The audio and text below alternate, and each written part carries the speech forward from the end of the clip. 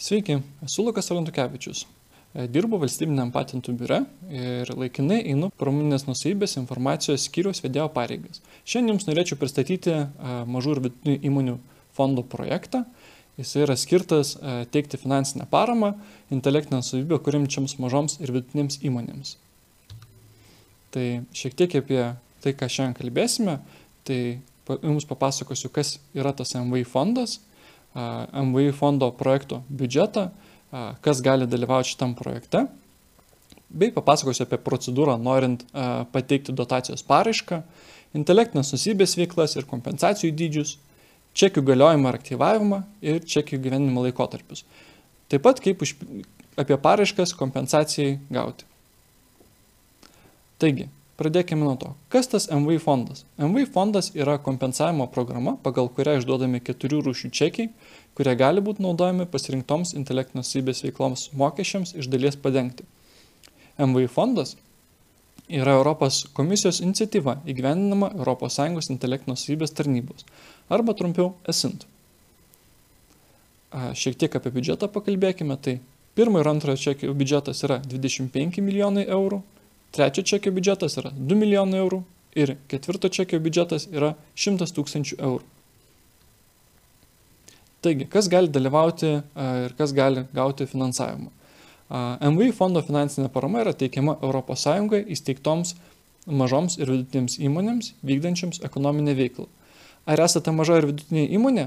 Galite pasitikrinti šioje lentelėje. Jeigu atitinkate lentelę išvardintus kriterijus, galite pretenduoti į finansavimą. Taigi, paraišką gali pateikti įmonės vardu veikiantis MVI savininkas, darbuotojas arba įgaliotas atstovas. Dotacijos visada pervedamos tiesiogiai MVI. Taigi, atsižvelgiant į pasirinktą veiklą, teikdami formą galėsite prašyti 4 čekių. Pirmasis čekis yra susijęs su IPscan paslauga, kurią pristatysiu šiek tiek vėliau, ir kompensavimo dydis yra 90%. Antrasis čekis su prekių ženklais ir dizainu ir kompensacijos dydis yra 75 arba 50%. Trečiasis čekis skirtas patentams ir kompensuojama yra 75%. Ketvirtasis čekis skirtas bendrijos augalų veislių internetiniai paraiškai paduoti ir kompensacijos dydis yra 50%. Taigi, apie IPscan paslaugą. IPscan paslauga yra intelektinės nuosavybės išankstinio nustatymo paslauga, kompensuojama yra 90% IPscan paslaugos kainos.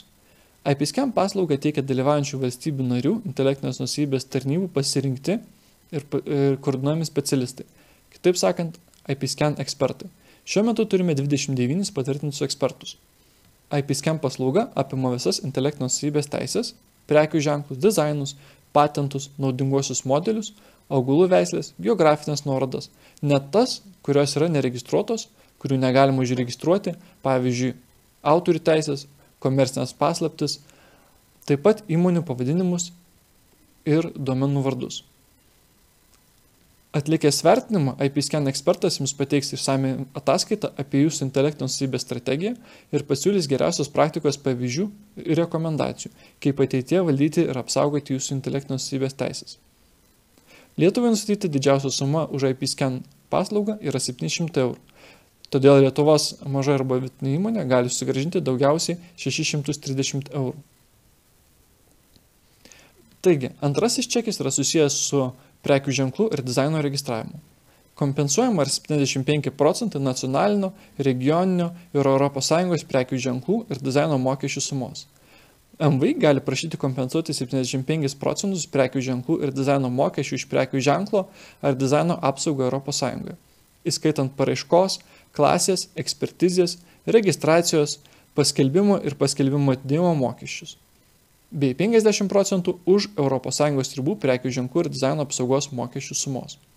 Kompensuojami mokesčiai už ES ribų taikomos tarptautinių prekių ženklo ir dizaino bazių tarptautinės paraiškos mokesčių, išplėtimo mokesčių ir vėlesnių išplėtimo mokesčių sumos pagal tarptautinę prekių ženklų registravimo sistemą, kitaip dar vadinama Madrido sistema, bei tarptautinę dizaino registravimo sistemą, kitaip dar vadinama Hagos sistema.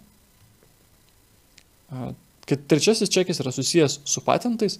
Kompensuojama yra 75% nacionalinio patento išdavimo mokėtinų mokesčių, pavyzdžiui, paraiškos padavimo, paieškos ir ekspertizės, patento išdavimo ir paskelbimo mokesčių sumos. Arba 75% Europos patento paraiškos padavimo ir Europos patentų tarnybos teikiamos išradimo paieškos paslaugos mokesčių sumos. Ketvirtasis čekis yra susijęs su augalų veislėmis, yra kompensuojama 50% bendrijos augalų veislių internetinės paraiškos mokesčiui. Prieš teikiant paraišką būtina turėti šios dokumentus. Banko pažymą apie MVI turimą sąskaitą, į kurią bus pervesta kompensavimo suma, pateikus prašymą kompensacijai išmokėti ir patirtas išlaidas pagrindžius dokumentus. Joje pateikiama ši informacija. Įmonės sąskaitos turėtojas pavadinimas, visas IBAN numeris su šalies kodu ir Big Swift kodas. PVM mokėtojo pažymėjimas arba kompetitingos nacionalinės institucijos išduotas dokumentas patvirtintis MVI teisinį egzistavimą. Tai gali būti išrašas iš juridinio asmenų registro, verslo liudijimas, individualios veiklos pažyma ar ūkininko pažymėjimas. Jeigu jūsų MVI naudojasi atstovo paslaugomis, papildomai reikia pateikti priesaikos deklaraciją pasirašytą MVI įgalioto savininko arba darbuotojo. Prieš teikdami dokumentus įsitikinkite, kad jie yra įskaitomi ir neužrakinti slaptažodžių, nes dokumentai bus naudojami per paraiškų vertinimo procedūrą ir atliekant mokėjimus. Taigi, kokia yra procedūra norint pateikti dotacijos paraišką? Tai itin paprasta. Yra 4 paprasti žingsniai, tai pateikite dotacijos paraišką, gaukite teigiamą ESIN sprendimą ir čekį, pateikite prašymą dėl intelektinės nuosavybės veiklos ir sumokėkite už ją, susigrąžinkite išlaidas. Pirmiausia, turite susikurti MVI fondo paskyrą ir prisijungti. Turite turėti visus reikiamus dokumentus, įskaitant PVM mokėtojo pažymėjimą, įmonės banko sąskaitos išrašą. Užpildykite ir pateikite internetinę dotacijos paraiškos formą, aktyvuokite čekį, paduokite prašymą dėl prekių ženklo, dizaino, patento ar augalų veislės registravimo pasirinktai intelektinės nuosavybės tarnybai arba kreipkitės į IPscan ekspertą dėl IPscan paslaugos. Sumokėkite paraiškos padavimo ir IPscan paslaugos suteikimo mokestį. Paduokite prašymą ESIN kompensacijai išmokėti, užpildydami MVI fondo vartotojo paskyroje kompensacijos prašymą, tai kitaip sakant, reimbursement formą. Ir susigrąžinkite išlaidas. Per 10 dienų nuo paraiškos pateikimo gausite elektroninį laišką apie dotacijos skirimą arba elektroninį laišką, kuriuo bus prašoma pateikti paaiškinimą, patikslinti trūkstamą informaciją ar dokumentus susijusius su jūsų paraiška arba elektroninį laišką apie dotacijos neskirimą, kuriame bus nurodyta, kodėl netinkate reikalavimų dotacijai gauti. Dabar šiek tiek apie čekių galiojimą ir aktyvavimą. Čekiai galioja 2 mėnesius nuo dotacijos gavimo momento ir prireikus gali būti pratesti. 2 mėnesiams 1, 2 ir 3 čekiai gali būti pratesti, 4 mėnesiams 4 čekis. Per šį galiojimo laikotarpį reikia pateikti paraišką dėl bent vienos intelektinės nuosavybės veiklos ir prašyti kompensuoti išlaidas, taip aktyvuojant savo čekį. Priešingų atveju čekis baigs galioti ir MVI neturės teisės į jokį išlaidų kompensavimą. Svarbu pažymėti, kad čekiai nėra taikoma atgalinė data. Veiklos vykdytos prieš gaunant teigiamą ESIN sprendimą negali būti kompensuojamos. Aktyvavus čekį prasidės įgyvendinimo laikotarpis ir per jį galima prašyti papildomos veiklos bei papildomos kompensacijos. Šis laikotarpis trunka 6 mėnesius, kai naudojamas 1 ir 2 čekis, 12 mėnesių, kai naudojamas 3 čekis, įgyvendinimo laikotarpis, kai naudojamas 4 čekis, nebus skaičiuojamas. Čekius būtina panaudoti per jų galiojimo laikotarpį, o mokėjimą atlieka per 30 kalendorinių dienų nuo galiojančio mokėjimo prašymo gavimo dienos.